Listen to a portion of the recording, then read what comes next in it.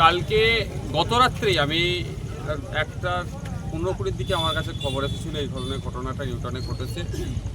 তখন থেকে আমাদের যারা নেতৃত্বরা আছে তাদের সাথে যোগাযোগ করি এবং আমাদের রায়নুটে যেহেতু এখানকার একটা দেখে পাঠটা অনেকটাই দেখে যোগাযোগ করি যেটা কি ঘটনা কি দেখলাম। সত্যি মর্মান্তিক ঘটনা।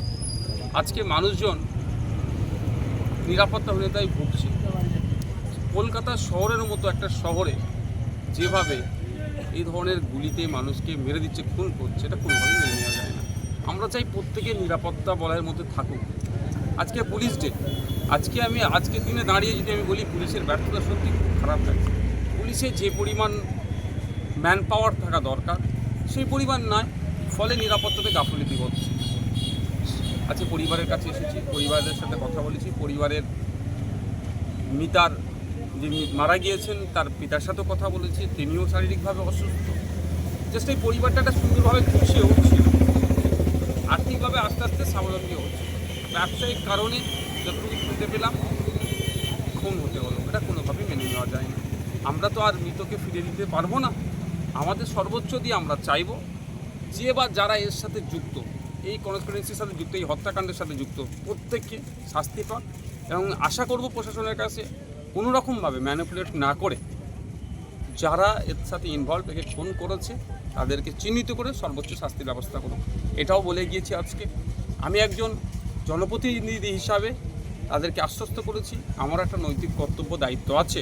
ওনারা যদি চান আমি আমার পক্ষ থেকে, যেহেতু এটা সম্ভবত বারাসাত কোর্টেই হচ্ছে, এটা বারাসাত কোর্টেই মামলাটা চলবে, বারাসাত কোর্টে আমি আমার পক্ষ থেকে একটা উকিল দাঁড় করাবো যাতে এই কেসটা সুষ্ঠুভাবে চলে এবং কেসের তদারকি যাতে আমরা করতে পারি, কোন জায়গা আছে, প্রোগ্রেস কী আছে যথাযথভাবে জানতে পারি এবং পরিবারকে আপডেট দিতে পারি এবং পরিবারও একটা বুঝতে পারে যে কেসটা কোন জায়গায় গড়াচ্ছে বা কতটা জায়গায় ডিপি আছে কী আছে জানার জন্য পরিবারকে আমি আজকে বলে গিয়েছি।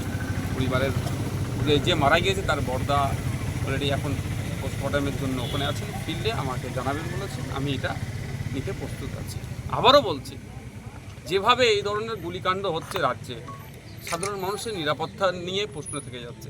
সাধারণ মানুষ আজকে যারা আমাদের ডে লেবার রাত্রে নিউ টাউনের ওই দিক দিয়ে বাড়ি ফিরে, তারাও তো আজকে আতঙ্কিত। এই আতঙ্কমুক্ত করার দায়িত্ব হচ্ছে প্রশাসনের। আশা করব প্রশাসন দায়িত্ব নিয়ে কাজ করবে। এই খুনির সাথে যারা যুক্ত আছে তাদেরকে দ্রুত চার্জশিট দিয়ে বিচারের ব্যবস্থা করবেন এবং বাকি যারা ডে লেবার থেকে শুরু করে যারা যেখানেই আছে না কেন, যে নাগরিক, প্রত্যেকটা নাগরিকের মনে যে আতঙ্ক ঢুকছে, এটা আতঙ্কমুক্ত করবে।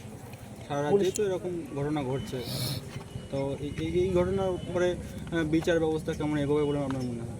দেখুন, আমি রিপিট করছি, সরকার প্রশাসন যদি চায় দ্রুত বিচার পাবে।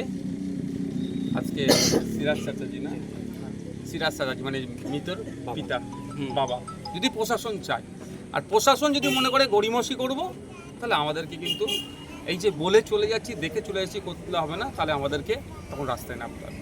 যেহেতু আমি প্রশাসনকে এক্ষেত্রে আমি ধন্যবাদ জানাবো, স্বল্প টাইমের মধ্যে 3 জন সাসপেক্টকে তিনারা চিহ্নিত করেছেন, ধরেছেন, এগুলো যতটুকু খবর পাচ্ছি।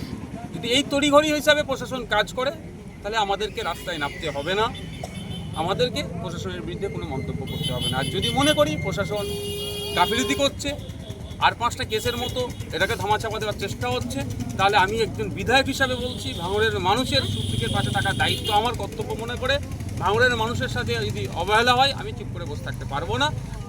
আমি আমার আইনি লড়াইয়ে যাব, আলাদাভাবে পুলিশি অ্যাকশন নিয়ে আইনি লড়াইয়ে যাব এবং সাথে সাথে আমি আপনার ভাঙড়ের মবকে নিয়ে রাস্তায় নামতে বাধ্য হব।